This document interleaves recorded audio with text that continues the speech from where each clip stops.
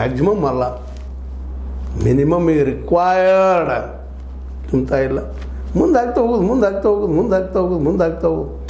ಹೀಗಾಗಿ ಪಾಪ ನಮ್ಮ ಯುವಕರು ಇವತ್ತು, ಯುವತಿಯರು ಇವತ್ತು ಯಾಕಪ್ಪ ಹುಟ್ಟಿದ್ವಿ ದೇಶದಲ್ಲೇ, ಉದ್ಯೋಗ ಇಲ್ಲ, ಏನಿಲ್ಲ, ಎದ್ದ ತಕ್ಷಣ ಧಿಕ್ಕಾರ ಕೂಗು ಹಾಕೊಳ್ಳೋದು, ಅದನ್ನು ಕೇಳೋದಿಲ್ಲ. ಕೋರ್ಟ್ ನಡಕ್ಕೆ ಬಂದ ನಮ್ಮನ್ನು ಒಳಗೆ ಹೋಗೋದು ಬಿಡ್ತದ, ಮತ್ತು ಕೋರ್ಟ್ನ ನಮ್ಮ ಜೈಲಲ್ಲಿರುವಂಥ ಪ್ರಸಂಗ ನಮಗೆ ಬರ್ತದೆ. ಇವತ್ತು ಸ್ಟ್ರೈಕು ಮಾಡುವಂಗಿಲ್ಲ, ಹಸದಿಂದ ಹೇಳುವಂಗಿಲ್ಲ.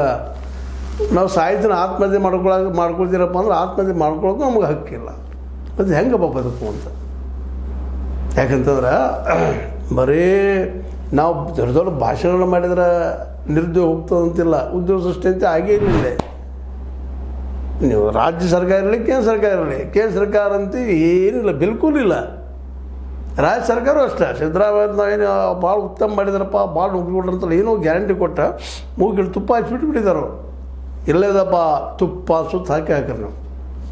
ಅದು ನಿಜವಾಗಿ ನಮ್ಗೆ ಉದ್ಯೋಗ ಬೇಕಾಗಿದೆ. ಇಲ್ಲೇ ಪಾಪ ಅವು ಕಲಿತ ವಿದ್ಯಾರ್ಥಿಗಳು, ಅಭ್ಯರ್ಥಿಗಳು, ಯುವಕರು ಇನ್ನೊಂದು ಕೆಲವು ದಿವಸ ಆದರೆ ಅವ್ರು ಮುದುಕರಾಗಿ ಬಿಡ್ತಾರೆ, ಆಗಿದ್ದಾರೆ. ಮತ್ತು ಅನೇಕರು ಅದರಲ್ಲೂ ಶಿಕ್ಷಣ ಇಲಾಖೆಯಲ್ಲಿ ಪಾಪ ಕಲ್ತಂಥವ್ರು, PhD ಮಾಡಿದಂಥವ್ರು, ಇವು ಪಾಪ ಅವ್ರು ನೋಡಿದ್ರೆ ಅಲ್ಲ ಬಿಡೋದು. ಕೆಲವು PhD ಆದಂಥ ಯುವಕರು ಭಾರಗಳಲ್ಲಿ ಅಲ್ಲಿ ಕೆಲಸ ಮಾಡ್ತಾಯಿದ್ದಾರೆ, ಮದುವಿಲ್ಲ, ಮತ್ತೇನಿಲ್ಲ, ಇಡೀ ನಮ್ಮ ಜೀವನ ಕಳೀತಾ ಇದ್ದಾರೆ. ಹಂಗೆ ಪ್ರೈವೇಟ್ದಲ್ಲೇ ಇಂಗ್ಲೀಷು, ಮ್ಯಾಥ್ಸ್ಗೆ ಮತ್ತು ಸೈನ್ಸ್ ಸಬ್ಜೆಕ್ಟ್ ಒಂದು ಸ್ವಲ್ಪ ಮಾರ್ಕೆಟ್ ಕೊಡ್ತಾರೆ, ಹೊಟ್ಟೆ ತುಂಬ ಊಟ ಕೊಡ್ತಾರೆ, ಇಲ್ಲ ಅಂತಲ್ಲ ಪ್ರೈವೇಟ್ದಲ್ಲ.